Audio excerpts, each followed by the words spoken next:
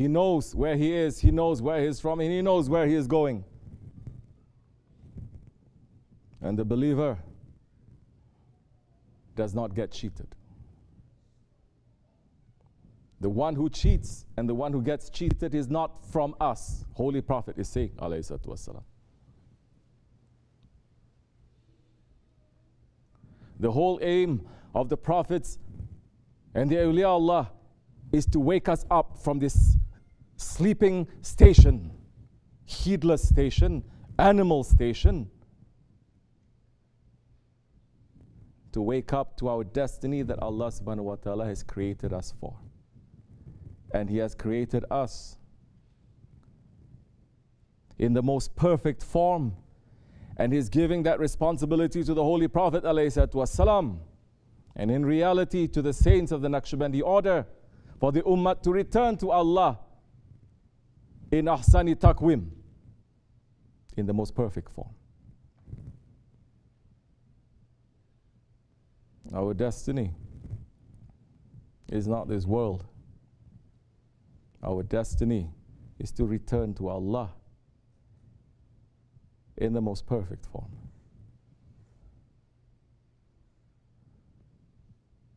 How can a believer then not know where he's going?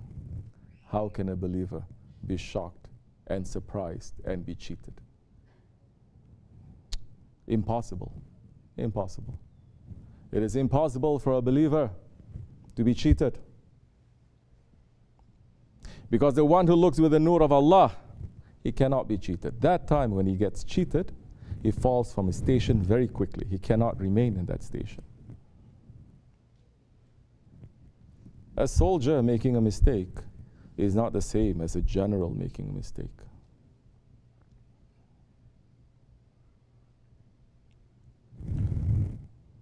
You making a mistake in the presence of your corporal is not the same as you making a mistake in the presence of a general.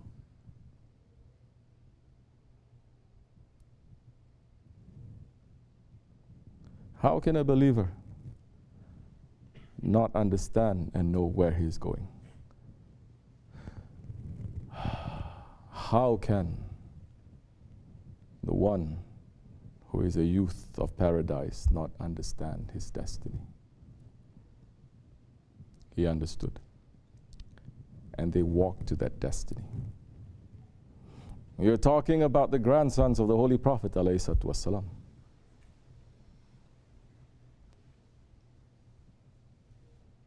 Their grandfather split the moon.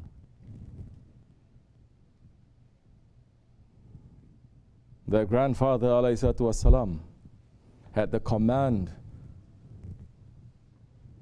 of Jibreel and Israfil and Azrael and Israfil.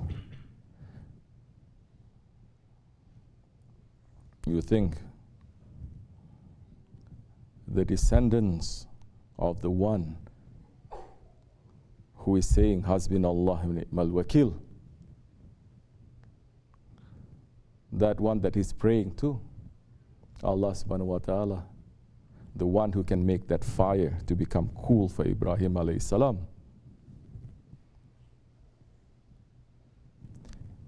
cannot bring them out from that danger?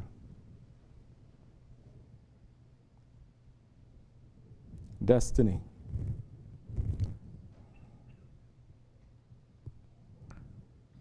When he was moving out from Mecca, and when that tyrant was ruling, and he's moving out, Hazrat Hussein and his family and a few followers, they were not moving out to challenge. They were not moving out to get power and to defeat. They were making the hijrah. They were going somewhere. They were going somewhere to their destination. Because the prophets and the descendants of the prophets, they're not like us. They're not just looking to see how they're going to be satisfied tomorrow, next month, next year, next generation. They are not. Because Allah subhanahu wa ta'ala has given them, shown them what was before and what is after. And they know where their place is and the destiny of this creation. And they say, I walk towards that. Hazrat Hussein walked towards his destination. And when he decided to leave, his purpose was not going to that area of Iraq. It was beyond that. And when he was leaving, the senior Sahabis were saying to him, his own brother, Hazrat Hassan, saying to him, do not listen to these Iraqis. They have betrayed your father, Hazrat Ali. They will betray you. He says, I know, my brother. He was not 20-something years old like they're showing him to be, 30-something years old like they're showing him to be, that he is so passionate that he's going with his emotions. No, he's not. He had children. He had grandchildren. He says, I know, my brother. You have your destiny. And your destiny, as the Prophet is saying, is to prevent bloodshed in my ummah. Your destiny is to hold on to that maqam of Khilafat for 6 months and then to give it back. Not to give it back, to give it. And after that, it was to be returned. I have my destiny to walk. And he walked. He wasn't asking from anyone. He wasn't asking from anyone. He was just saying, Hasbunallah ni'mal wakil. And he walked. And he walked to his destiny. And he was not afraid. And he did not put his honor down. This is teaching us, number one, especially in this Akhir Zaman, how we are going to be as believers in the face of tyrants. You're going to fight them. You're going to rebel. You're going to get up, and then you're going to... What are you doing it for? By the way, there is no rebellion in Islam. It is forbidden. And the Prophet ﷺ is saying, even if your Khalifah takes the skin off your back, do not rebel. Because the one that has been appointed to you, Allah has appointed to you. Like our Grand Shaykh says, the leader of a nation is like the juice of the people, the essence of a people.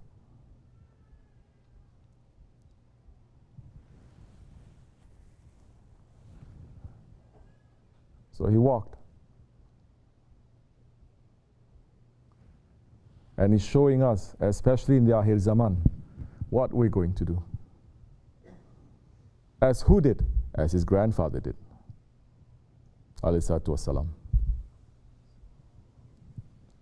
They walked away from Mecca. They went to Medina. They did not fight.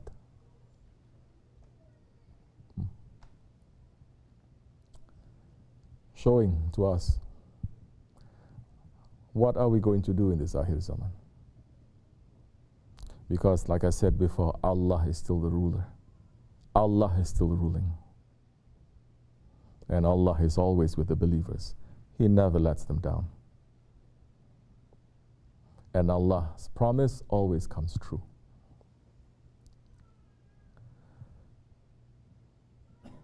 Number two, this is to show us that there are betrayers and there are hypocrites and there are people who are running after dunya and their own ego in every group, in every look, in every form. Don't just say Yazid is the one who's running after the dunya.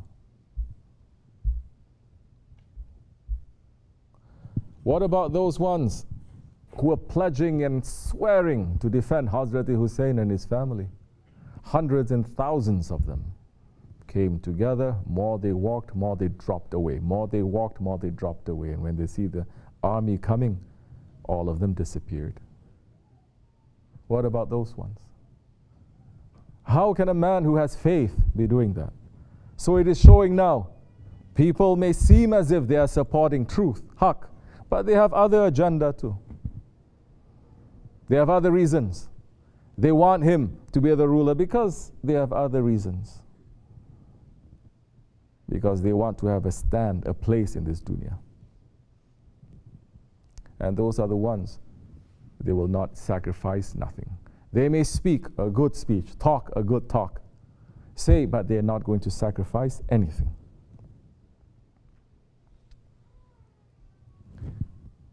Where are we? Like Hazrat Rumi is saying, don't curse at Yazid and Shimir. Yazid is in you, Shimir is in you.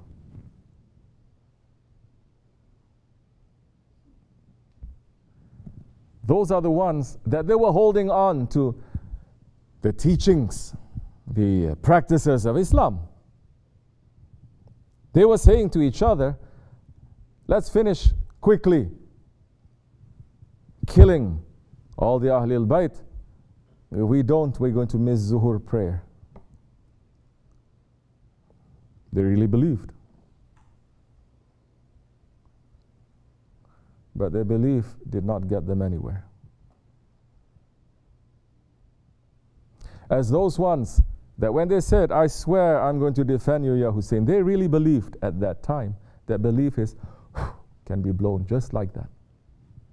And it goes from wall to wall. It is not strong, it is not stable. Because it is not anchored in sacrifice, in real belief. Oh, you who are saying you are following the Ahlul Bayt, or you who are saying you're following the Prophet and the Sahabi Kiram, what are you sacrificing? We're wearing this red to show the sacrifice, to show the blood. And 30 days ago, we took the knife and we sacrificed that animal, and the blood came. And that animal is useless to Allah. That animal is to show us. That is that animal that is inside of us, our ego. That is the sacrifice that we need to make. And when you have sacrificed that, your ego, it doesn't matter where you go now, where they send you, because you're fulfilling now your destiny. What is that physical blood that is coming when you've already cut your nafs 100 times? The days will come when the believers are going to be tested, where you will have to sacrifice. That's the time you're going to see who is a believer and who is not. It is not that easy. But the time it is coming, as you can see. No, we're sacrificing our own children to the system. We're sacrificing our own friends, our own family to this Dajjalic system. We're sacrificing our own selves. But when we try to take one step in the way of Allah, we'll hear 1,000 voices saying, are you sure? What are you doing? You think Allah wants this? Why are you making it to be so difficult? Because tariqat became a game. It became very easy. It became a joke. We are weak. We know we cannot carry this. We are weak. We know we cannot carry anything. But hold on to the strong. Don't hold on to your own weakness. Meaning, put your head down. Submit yourself. Connect yourself. Don't connect to your ego. That idol, it is no good for nothing. All idols, they come down.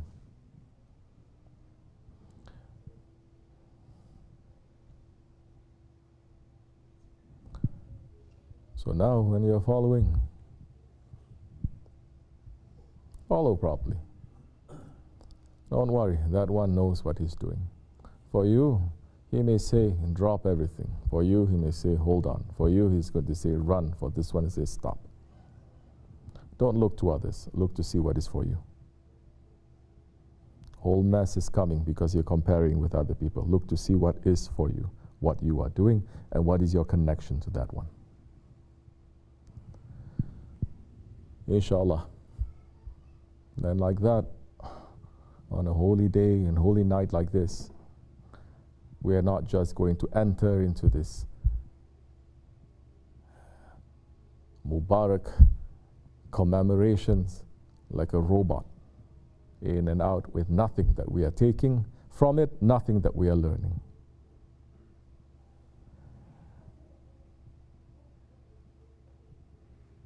May Allah bless you. May Allah raise the station of our Shaykh higher and higher, inshallah. And may Allah forgive me. May Allah bless all those ones who lived and who passed for the sake of Allah, for the sake of Haqq. May Allah make us to be with them, dunya and akhirat. May Allah grant us the strength to be able to go through the tests that He is sending. May Allah accept our weak service for the sake of the Holy Prophet ﷺ. Al-Fatiha. Amin. Inshallah Rahman. Assalamu alaikum wa rahmatullahi wa barakatuh.